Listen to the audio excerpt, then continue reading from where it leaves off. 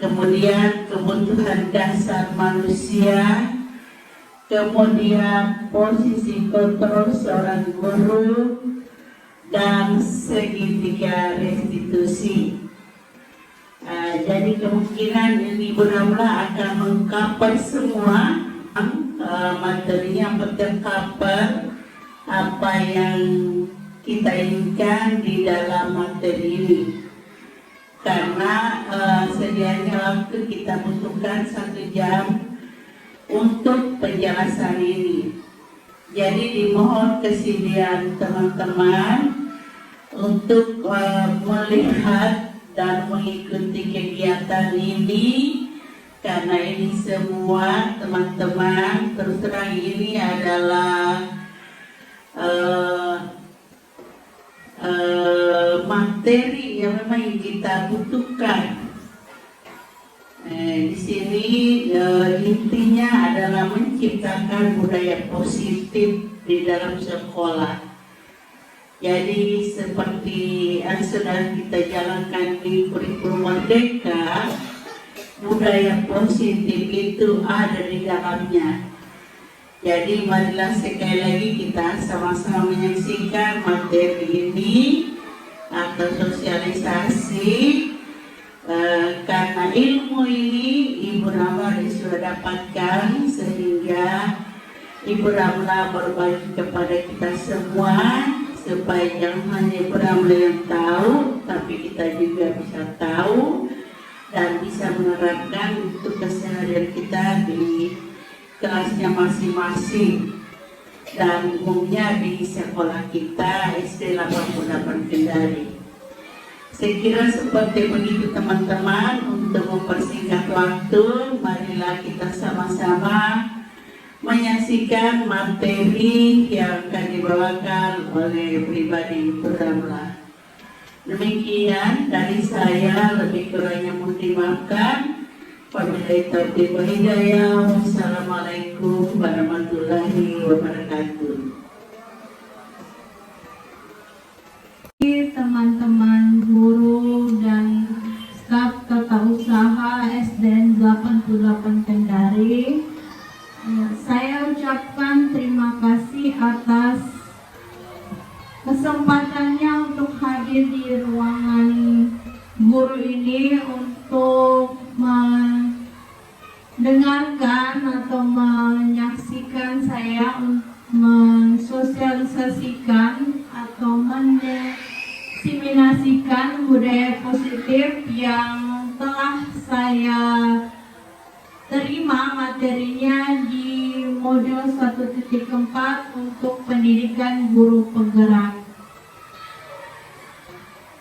Dan tak lupa pula kita panjatkan puji syukur kehadirat Allah Subhanahu wa Ta'ala atas berkat rahmatnya kita bisa berada di sini dan kita bisa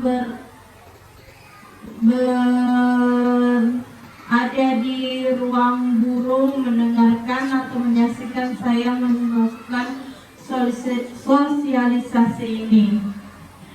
Dan tak lupa juga untuk kami umat Islam selalu menjunjung tinggi Nabi SAW. Insya Allah semoga kita selalu diberi syafaatnya pada akhir hayat kita nanti di akhir dunia. Amin ya rabbal alamin. Budaya positif.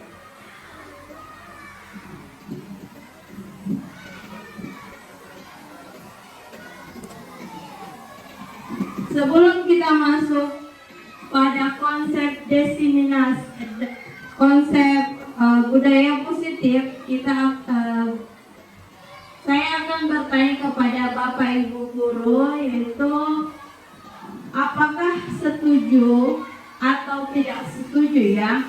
Apakah setuju pemberian hukuman dalam mendisiplinkan siswa? Setuju atau tidak setuju? Setuju. Setuju ya. Oke.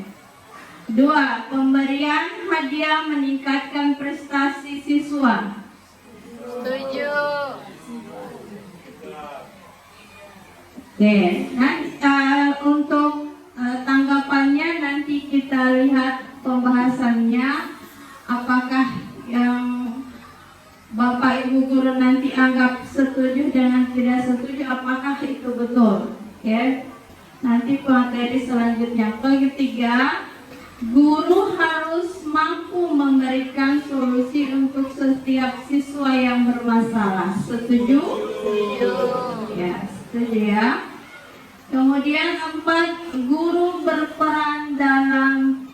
berperan sebagai teman bagi siswa. Setuju. Oke.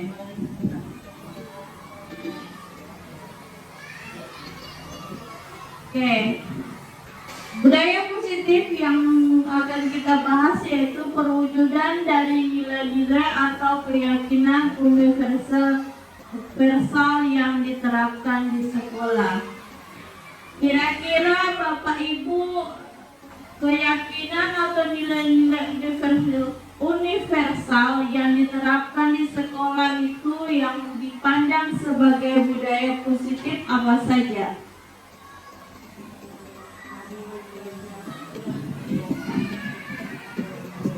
Budaya positif itu seperti kebajikan, nilai-nilai kebajikan universal yang ada di sekolah.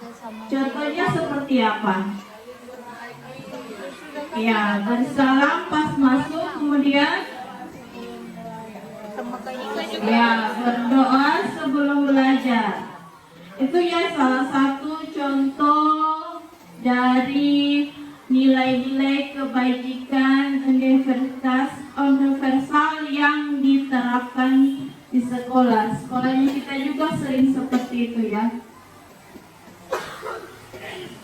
Oke, kita masuk pada konsep inti untuk menciptakan budaya positif.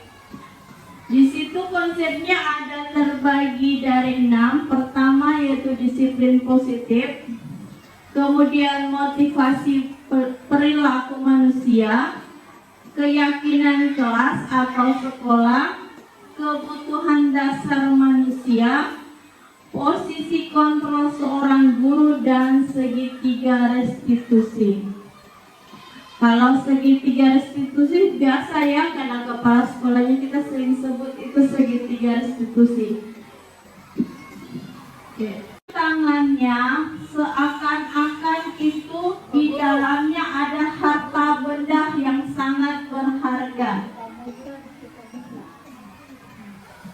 Sangat berharga sampai Bapak Ibu rela untuk terus menggenggamnya. Kemudian di samping kanan atau samping kirinya berusaha untuk membuka genggaman temannya di tangannya.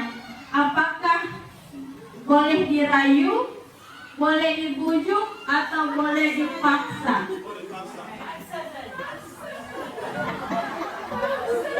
Coba tangannya digenggam dulu, kemudian teman sebelahnya boleh merayu, boleh membujuk, boleh memaksa. Oke.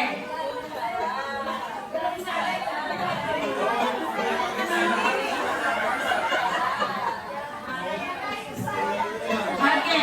Kira-kira dalam pikiran ibu yang membuka genggaman tangannya itu atau apa dibilang itu kepalan tangannya itu atas kemauan teman di sebelahnya atau kemauan diri sendiri? Ya, kemauan teman yang membujuk atau kemauan diri sendiri?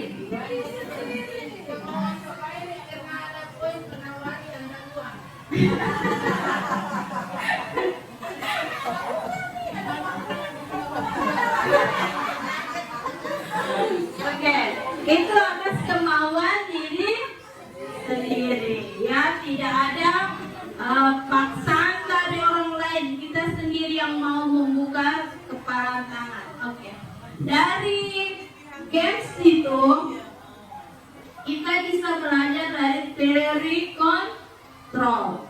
Teori kontrol yaitu yang kita sendiri yang mengontrol dirinya kita sendiri. Kadang seorang guru itu beranggapan kita bisa mengontrol siswa. Kadang itu otak dan pikiran kita, oh saya bisa mengontrol siswa. Seperti kalau siswa kita berikan PR, terus kemudian dia tidak kerja, alasannya banyak sekali. Jadi semacam kalau kita merasa bersalah, mungkin PR-nya terlalu banyak.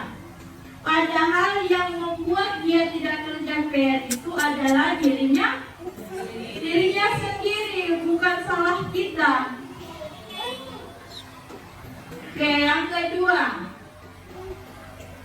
semua penguatan positif, efektif dan bermanfaat. Kadang kita membujuk, merayu siswanya kita supaya jangan berkelakuan seperti yang di luar dari budaya positif. Jangan seperti itu, nak. Dengan suara lembut kita beranggapan kalau itu bermanfaat. Tapi kalau orangnya sendiri yang tidak mau berubah, otomatis kan tidak ada artinya, tidak bermanfaat kan? Oke, yang ketiga, kadang kita menganggap kalau kita mengkritik siswanya kita yang berbuat salah, kita bisa merubah dia supaya menjadi lebih baik. Kamu itu seperti itu terus. Coba katain, kamu tidak kasihani itu guru. Nah, itu. Kira-kira dia akan kasihani kita atau tidak? Kira-kira dia kasihani tidak? Tidak kan, itu intinya dia mau atau tidak. Karena dia yang pegang itu kontrol dirinya sendiri. Tidak ada kaitannya dengan guru. Jadi siswa sendiri yang pegang kontrolnya. Kemudian kadang kita juga sebagai orang dewasa memaksa siswa harus melakukan sesuatu. Kalau siswa mau itu, kira-kira itu berdasarkan paksaan kita atau tidak?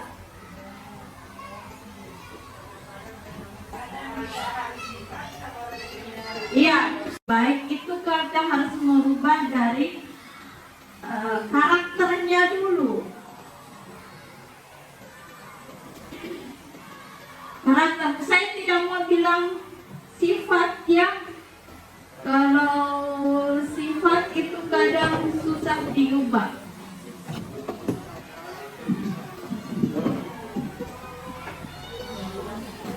Oke, kita masuk ke bagian stimulus respon dan teori kontrol. Di sini ada bagaimana seseorang bisa berubah dari diri dari paradigma stimulus respon kepada pendekatan teori kontrol. Apa itu stimulus respon? Yaitu rangsangan yang diterima dan dilakukan oleh siswa dari respon yang diterima dari luar. Kadang realitasnya itu kebutuhan sama. Teori kontrol adalah pendekatan yang menekankan seseorang itu mempunyai kontrol atas dirinya sendiri tanpa paksaan dari orang lain. Jadi setiap orang itu tidak sama kebutuhannya. Si A dan si B tidak sama. Jadi kadang kalau kita memberikan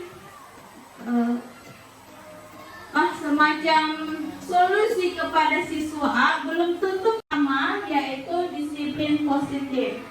Disiplin positif merupakan salah satu cara penerapan disiplin yang bertujuan untuk menemukan kesadaran serta memberdayakan anak melalui sesuatu tanpa sogokan, ancaman maupun hukuman.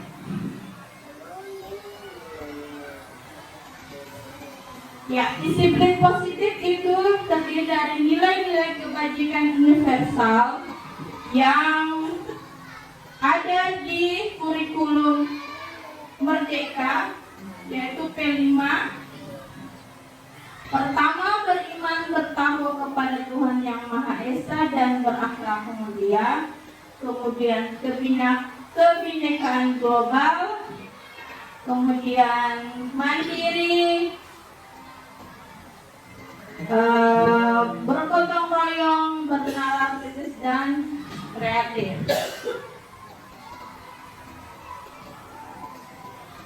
Sebelum kita masuk di motivasi perilaku manusia, apakah saya lanjut atau ada yang mau ditanyakan? Oke, saya lanjut dulu ya. Motivasi perilaku manusia. Yang pertama itu menghindari kenyamanan hukuman, ketidaknyamanan atau hukuman. Kemudian mendapatkan imbalan penghargaan, menghargai diri sendiri, menjadi orang yang mereka inginkan. Motivasi itu semacam dorongan untuk manusia berperilaku. Apakah kalau siswa yang terlambat, kenapa dia motivasinya supaya tidak terlambat? Karena menghindari ketidaknyamanan hukuman. Itu masuk pada motivasi eksternal. Jadi kita berharap yang eksternal itu dihilangkan dan menjadi motivasi internal saja yang menghargai diri, menjadi orang yang mereka inginkan. Dia melakukan tersebut. Kemudian murid anak akan tersakiti, perilaku pasif agresif meningkat, sistem tidak akan berjalan bila murid tidak takut, berlaku hanya pada sebuah institusi, tidak berlanjut pada kehidupan nyata. Untuk identitas suksesnya disiplin. Di sini saya sebut tadi ada perbedaan konsekuensi dengan hukuman. Konsekuensi sesuatu harus terjadi. Restitusi merupakan pilihan. Sebentar kita akan membahas tentang segitiga restitusi. Kemudian konsekuensi tidak nyaman untuk murid untuk jangka waktu pendek.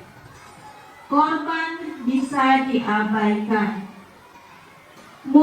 Sudah disepakati bentuk-bentuk konsekuensi dibuat oleh pihak buruh. Restitusi adalah proses menciptakan kondisi bagi murid untuk memperbaiki kesalahan mereka sehingga mereka bisa kembali pada kelompok mereka dengan karakter yang lebih kuat. Konsekuensi itu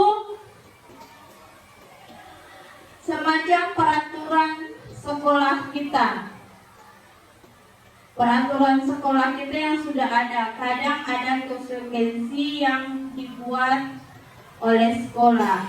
Sedangkan hukuman, kadang kita muncul di otaknya kita begitu saja, tanpa ada perencanaan, Tiba-tiba, oh ini anak kesalahan ini, saya langsung hukum yang ini.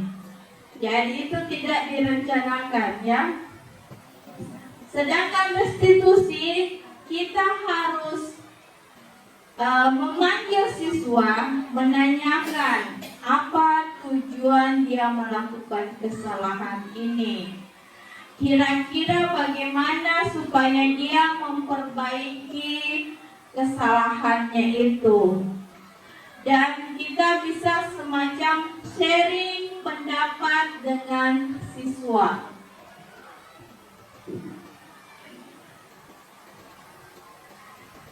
Oke, di sini ada pertanyaan. Konsekuensi atau hukuman? Tolong bantuannya untuk menjawab. Nomor 1, mencatat 100 kali di dalam buku kalimat saya tidak akan terlambat lagi karena terlambat ke sekolah. Itu konsekuensi atau hukuman?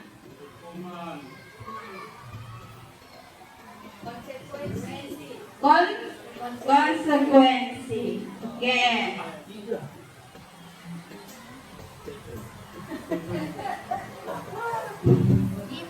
Kemudian lari mengelilingi lapangan basket 2 kali karena terlambat hadir di sekolah. Konsekuensi hukuman. Betul. Oke, yang ketiga, membersihkan coretan yang dibuat di meja tulis. Konsekuensi. Ya, karena itu hasil perbuatannya sendiri. Oke. Murid diminta untuk push up 15 kali karena tidak menggunakan masker ke sekolah. Hukuman. Berdiri di kelas sambil mengangkat kaki 1 karena tidak bisa menjawab pertanyaan. Hukuman. Oke. Membersihkan WC karena merusak pensil teman. Hukuman. Lari keliling lapangan karena terlambat 10 menit saat pelajaran PJOK. Hukuman atau konsekuensi? Konsekuensi karena pelajaran PJ. Nah, jadi masuk ya, PJOK kan ada larinya juga.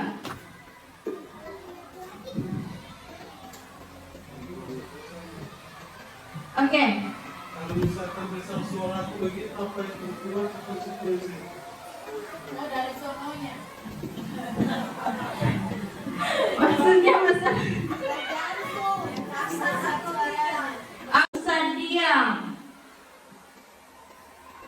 Ya. Kemudian penghargaan tidak efektif.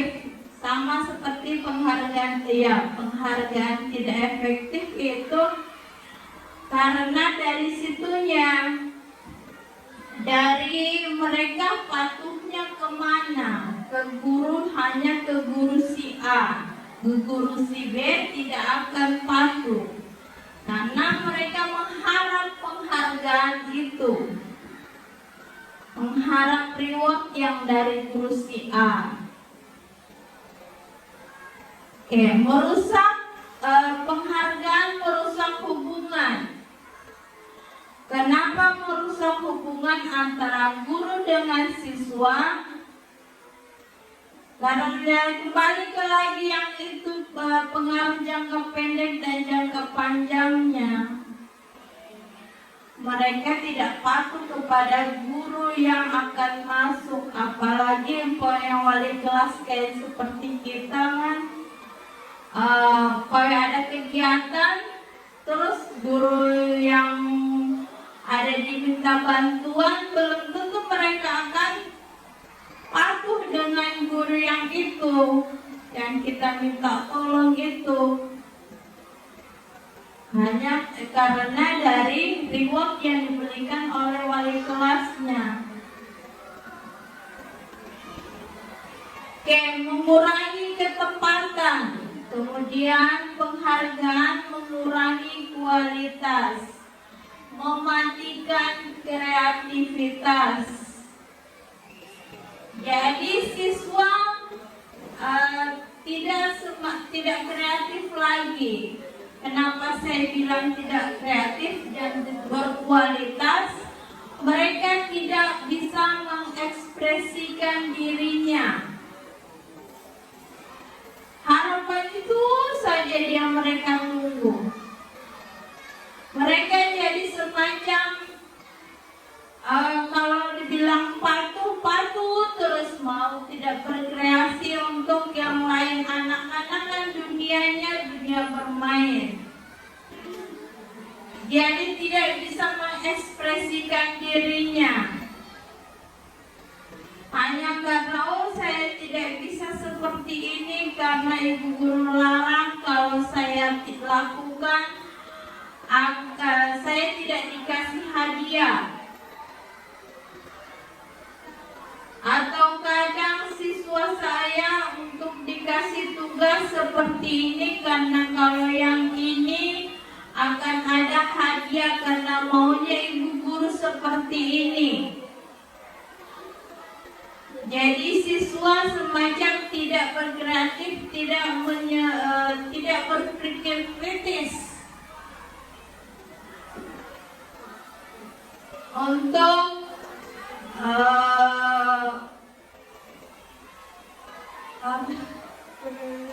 materi pelajaran yang diberikan, karena mereka beranggapan kalau saya melakukan Mulai bisa 1 jam.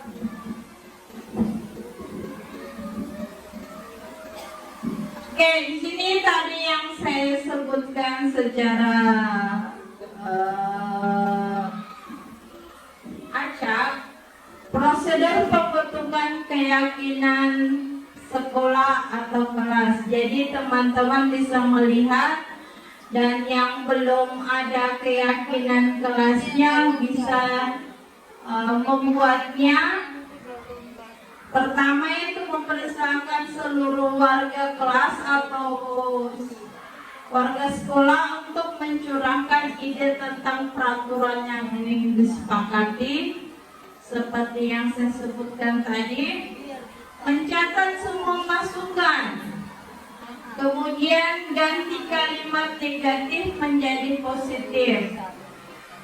Tinjau kembali curahan pendapat yang terkumpul dan susun menjadi keyakinan kelas. Tinjau ulang keyakinan yang tersusun sampai 3 atau 7 keyakinan kelas. Meninjau dan menyetujui dengan menandatanganinya. Kesepakatan kelas ditempel di dinding kelas. Jadi setelah Bapak Ibu guru membuat keyakinan kelas yang telah disepakati sekitar 7 keyakinan, itu siswanya harus menandatangani semacam persetujuan.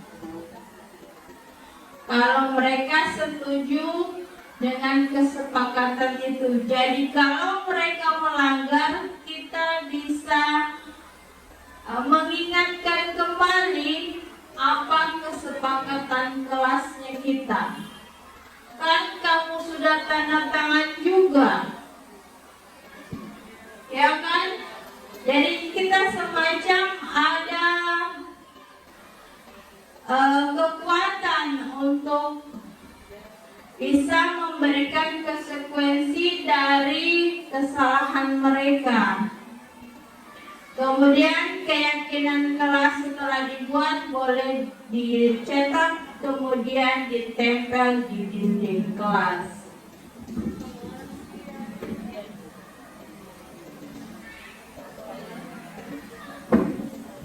Oke, di sini ini hal yang paling saya tunggu-tunggu. Kenapa? Karena di sini ada penghukum, pembuat pembelajaran. Ini adalah 5 posisi kontrol guru. Supaya kita sama-sama tahu kita yang mana kira-kira posisi kontrolnya kita bagaimana dalam menghadapi siswa dan kelakuan mereka. Yang pertama kita ke penghukum.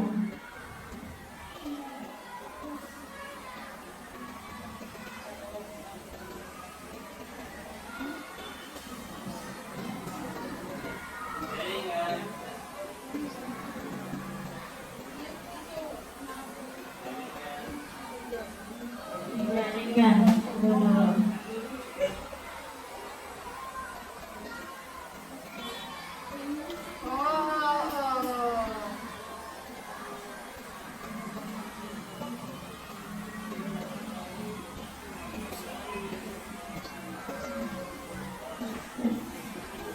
Pakai jaringan saja.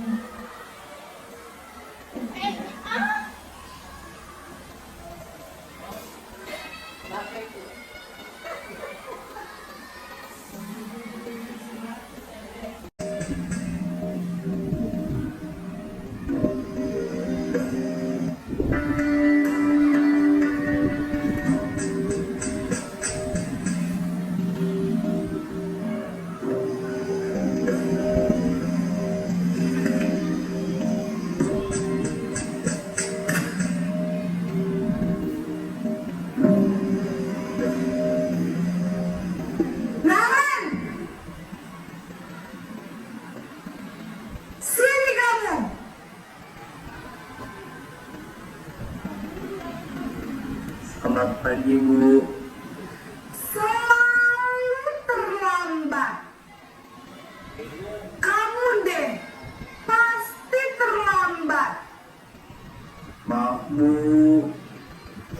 Saya Apa? Apa coba? Alasan kamu apa lagi? Kapan sih kamu tidak terlambat? Besok. Malas sekali ya kamu jadi anak. saya Dasar pemalas. Gak kapok-kapok sih kamu. Sudah berapa kali terlambat? Sana, kamu keliling lapangan basket 2 kali. kenapa saya harus ke lapangan basket, Bu? Kenapa? Kamu melawan ibu. Berani-beraninya jawab. Sudah terlambat, masih berani jawab pula. Sekarang keliling lapangan basket 5 kali sekalian, biar kapok. Cepat, pergi sana ke lapangan basket.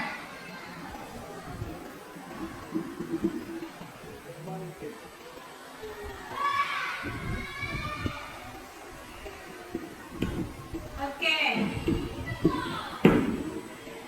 Video yang tadi tentang posisi kontrol guru sebagai penghukum, di mana kata-kata yang muncul akan seperti menghadik, menunjuk-nunjuk atau bertolak pinggang, terus kemudian membentak.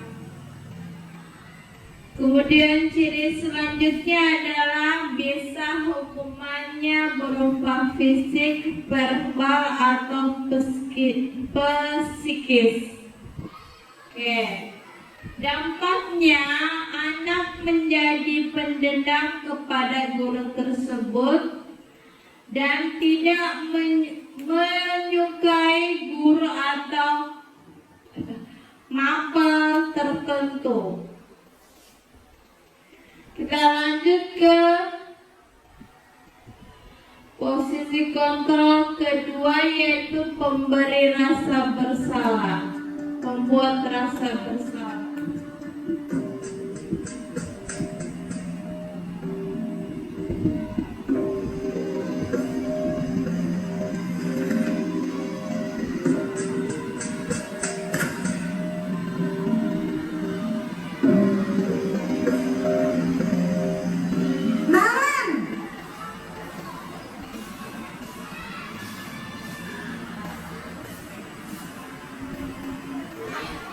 Selamat pagi Bu. Naren, kamu kenapa terlambat lagi, nak? Ya Tuhan, Naren, kamu senang ya bikin ibu susah ya? Kalau kamu terlambat lagi, nanti ibu yang ditegur bapak kepala sekolah, nak.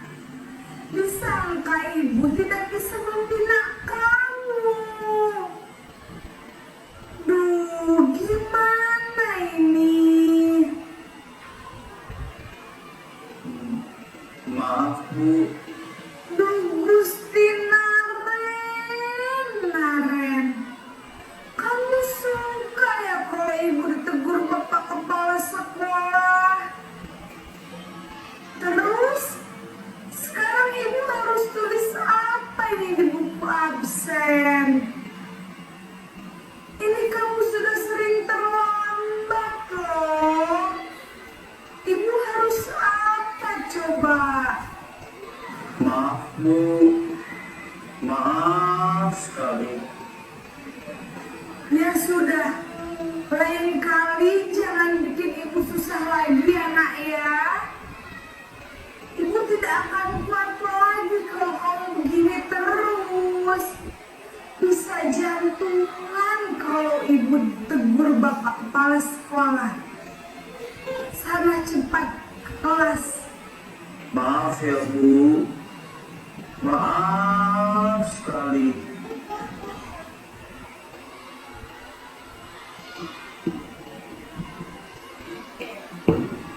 Oke, adegan ini adalah guru posisi kontrolnya sebagai membuat rasa bersalah kepada murid.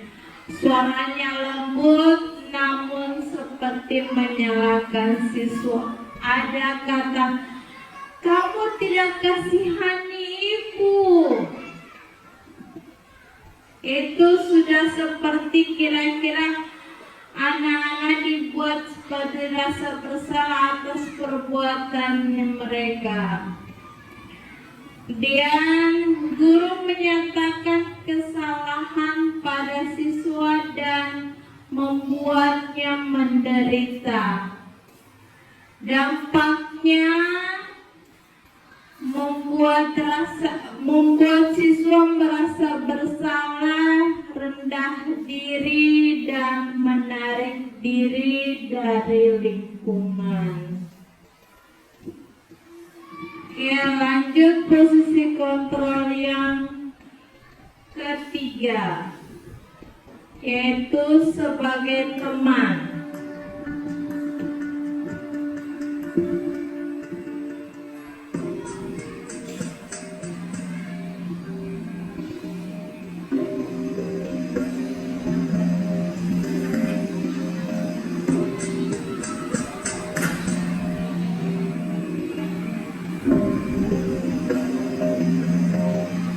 Naren,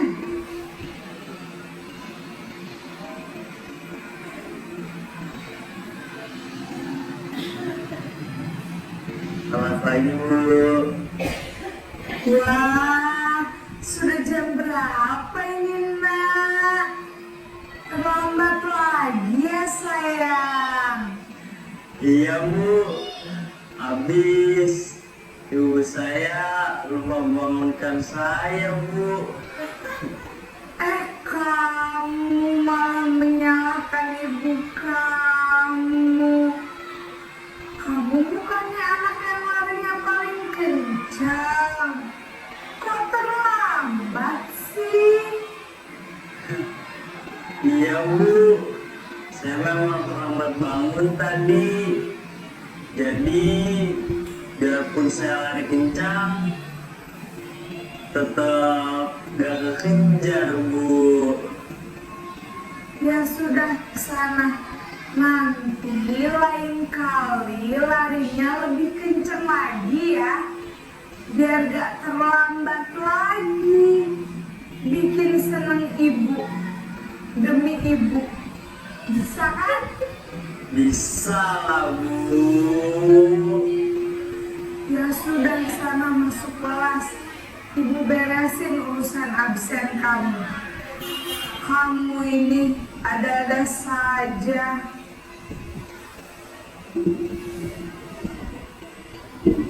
Oke, ini posisi sebagai teman.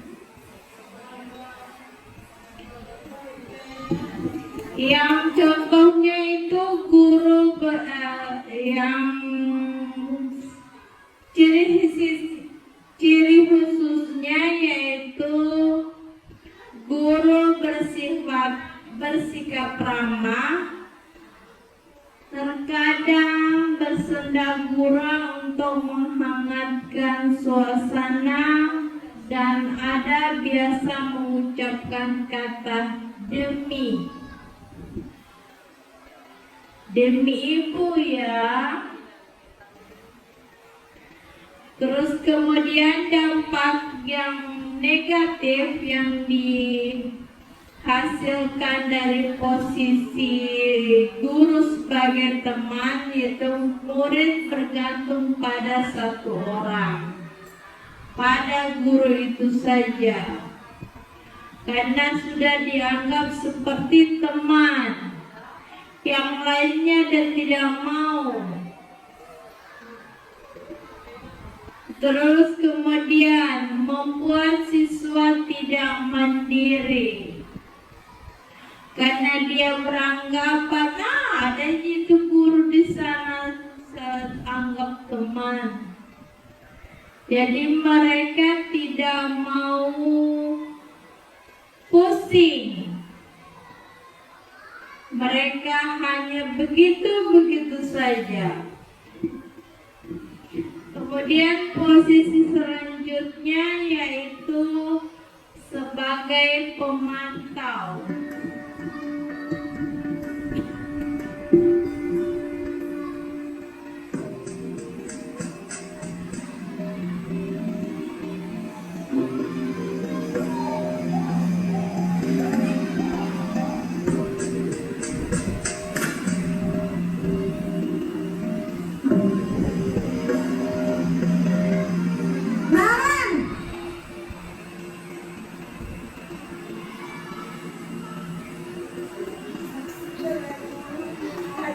Selamat pagi, Bu. Naren, apa peraturan sekolah kita tentang jam berapa kita harus masuk sekolah, nak? Kita harus di sekolah jam 7, Bu. Iya betul, sekarang sudah jam 7.20. Naren sudah tahu konsekuensinya jika terlambat hadir. Paham, Bu. Saya harus tinggal kelas pas jam istirahat selama 20 menit. Iya benar, konsekuensinya demikian. Jadi nanti jam 9.30 pas istirahat, kamu harus tinggal di kelas, kerjakan tugas tambahan untuk ketertinggalan kamu, ya. Baik, Bu.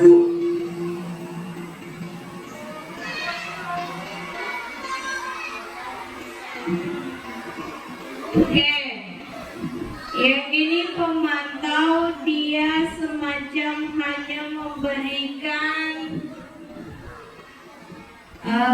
memantau saja siswa saat diberikan sanksi oleh guru piket ataupun yang ada pada saat itu. Kemudian ada bicaranya dan ekspresinya datar. Dampaknya menghitung hadiah atau hukuman yang diberikan tanpa menilai kebajikan. Kemudian tidak sepenuhnya mandiri.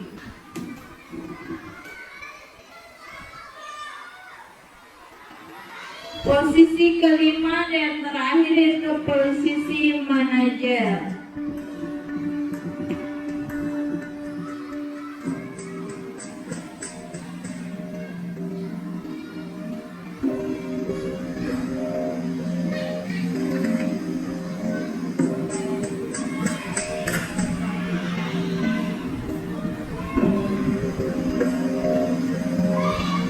Naren,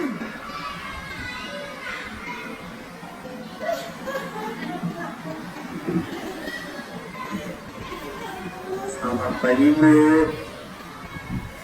selamat pagi Naren. Maaf Bu, saya terlambat. Iya, sekolah masuknya jam 7, sekarang sudah jam 7.20. Jadi sekarang bagaimana ini Naren? Maaf Bu, saya lupa setel alarm saya semalam.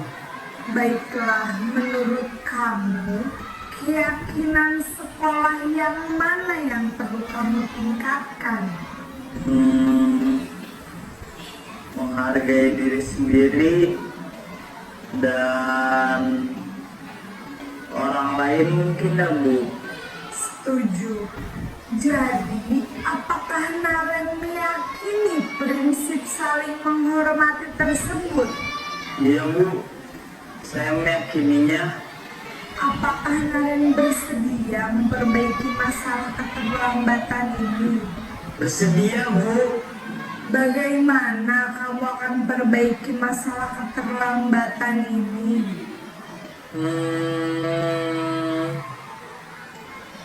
Saya akan coba untuk tidak lupa menyetel alarm saya Bu. Baik, kalau Naren lupa menyetel alarm di rumah, ada orang yang kira-kira bisa bantu mengingatkan tidak? Ada Bu, kakak saya, Kak Emma. Ada lagi selain Kak Emma? Selain Kak Emma, ada ibu saya. Baik, jadi yang mengingatkan Naren adalah Kak Emma dan ibu kamu ya? Kira-kira akan mulai setel alarm kapan nih Naren? Setelah pulang sekolah, akan segera saya lakukan.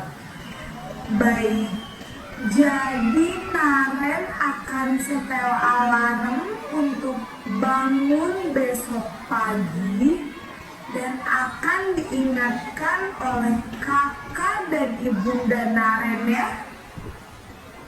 Ada lagi yang mungkin perlu dilakukan Naren agar tidak terlambat bangun lagi? Tidak ada Bu. Baik Naren, terima kasih untuk kerjasama kamu. Sekarang kamu perlu kembali ke kelas untuk belajar. Baik Bu, terima kasih.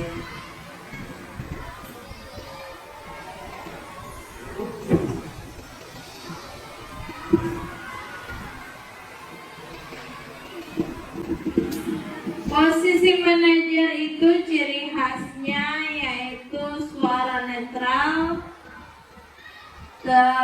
identifikasi positif, kemudian mengajukan pertanyaan bermakna, membantu siswa memecahkan masalah. Dampaknya siswa bisa mandiri, memikirkan sendiri, memecahkan masalahnya mereka sendiri. Kemudian memecahkan masalah mereka sendiri. Oke. Dari kelima, posisi kontrol guru, menurut Bapak Ibu teman-teman sekalian, yang mana yang lebih baik dari kelima itu? Ya, posisi manajer. Kira-kira bisa semua posisi manajer?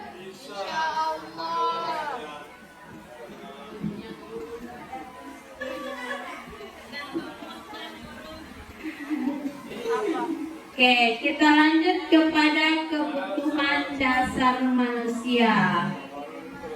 Kebutuhan dasar manusia itu bertahan hidup, kasih sayang dan rasa diterima, penguasaan, kebebasan dan kesenangan.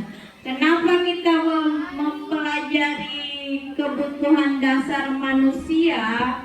Karena kadang anak murid kita dari mereka membuat kesalahan itu untuk memenuhi kebutuhan dasar mereka.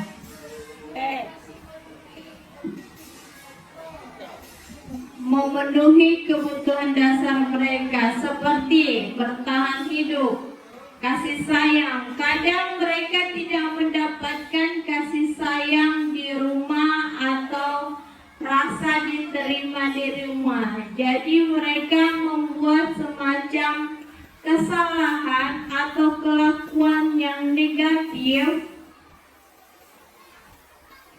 sehingga mereka bisa diberikan kasih sayang oleh gurunya.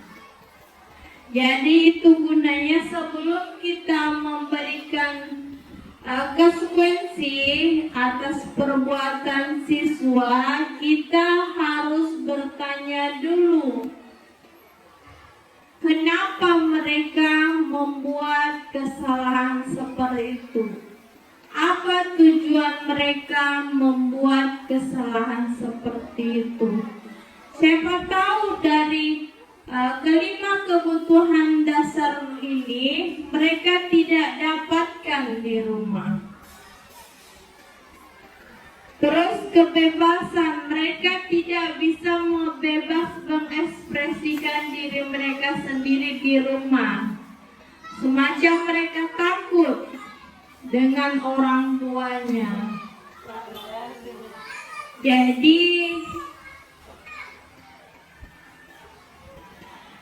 Jadi sebelum kita sebagai guru, sebelum memberikan hukuman siswa, sebaiknya menanyakan alasan dan tujuan mereka melakukan perbuatan negatif itu.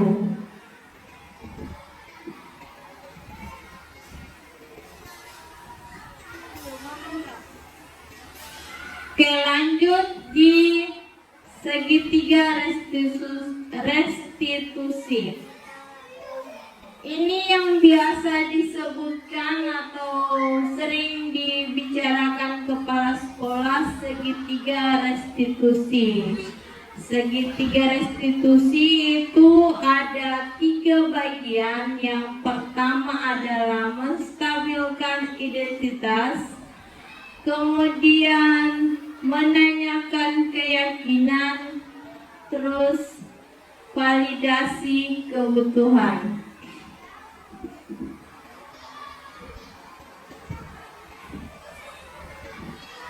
Menstabilkan identitas yaitu biasanya siswa selalu diberikan kata-kata setiap orang pasti melakukan kesalahan. Awal mula kata-kata pasti itu. Jadi kita semacam tidak langsung menyalahkan mereka. Kita harus bilang setiap orang pasti melakukan kesalahan. Jadi mereka tidak disalahkan, dia diintimidasi. Kamu bukan satu-satunya orang yang pernah melakukan kesalahan ini. Jadi kata-kata untuk menstabilkan identitas ada kata seperti itu, tidak menyalahkan sepenuhnya siswa atas perbuatan mereka. Kemudian validasi kebutuhan, ditanya alasannya. Mereka membuat kesalahan itu. Siapa tahu dari keenam tadi kebutuhan manusia mereka tidak dapat penuhi di rumah. Kemudian adakah cara yang lebih efektif untuk mendapatkan apa yang kamu butuhkan? Kita berusaha mencarikan solusi bersama-sama siswa untuk masalah mereka. Jadi jangan cuma menghukum tanpa kita memberikan solusi atas masalahnya. Buatkan dulu satu solusi atau semacam dua solusi alternatif sehingga mereka bisa memperkecil kesalahan itu. Kemudian selanjutnya yaitu menanyakan keyakinan. Itulah kenapa gunanya kita membuat keyakinan kelas, kesepakatan kelas yang ditandatangani oleh siswa. Karena dari segitiga restitusi itu kita bisa menanyakan nilai-nilai apa yang telah kita sepakati.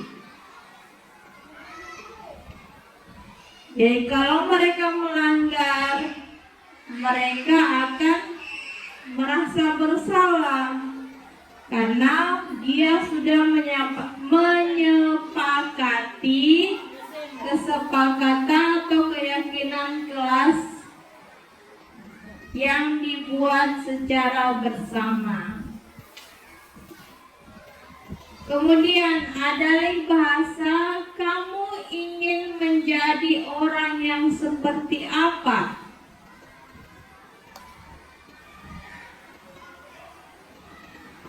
Jadi kita harus memberikan semacam kalimat yang bisa dia berpikir dia untuk masa depannya dia mau jadi seperti apa. Kalau dia seperti ini terus, apakah dia akan jadi seperti yang dia inginkan di masa depan? Jadi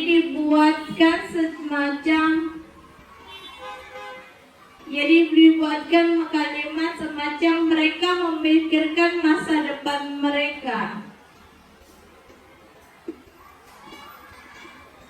Itu segitiga restitusi yang diharapkan bisa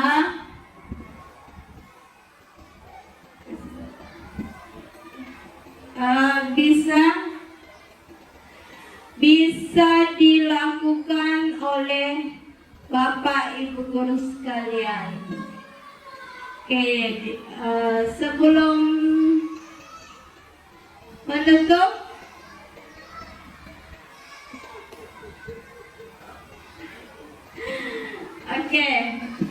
terima kasih atas waktu dan kesempatan yang diberikan kepada saya, dan terima kasih atas waktu berharga Bapak Ibu guru sekalian yang diluangkan untuk mendengar dan melihat, menyaksikan saya mensosialisasikan atau mendesiminasikan budaya positif di kelas ataupun di sekolah yang saya terima dari pendidikan guru penggerak. Assalamualaikum warahmatullahi wabarakatuh. Waalaikumsalam warahmatullahi wabarakatuh.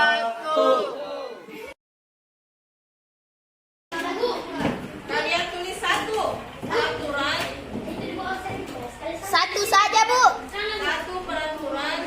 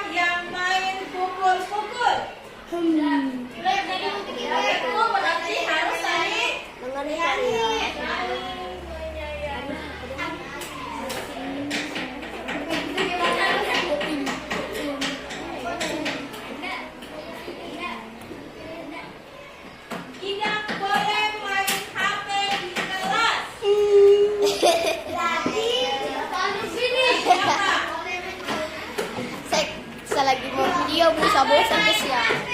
Main games tidak boleh main HP di kelas. Betul itu Bu. Pintar. Padahal saya sendiri.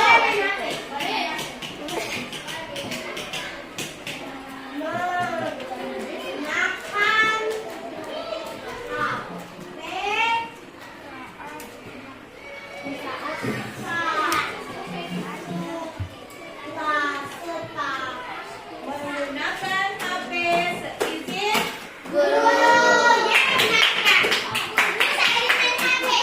menggunakan HP seizin guru. Dan kita juga tidak boleh ribut dalam kelas. Andre. Tidak boleh ribut dalam kelas. Berarti menjaga tata tertib. Wajib datang tepat waktu.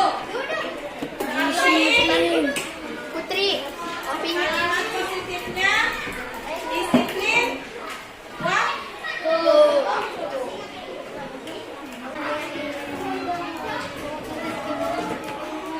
Tidak boleh buang sampah sembarangan.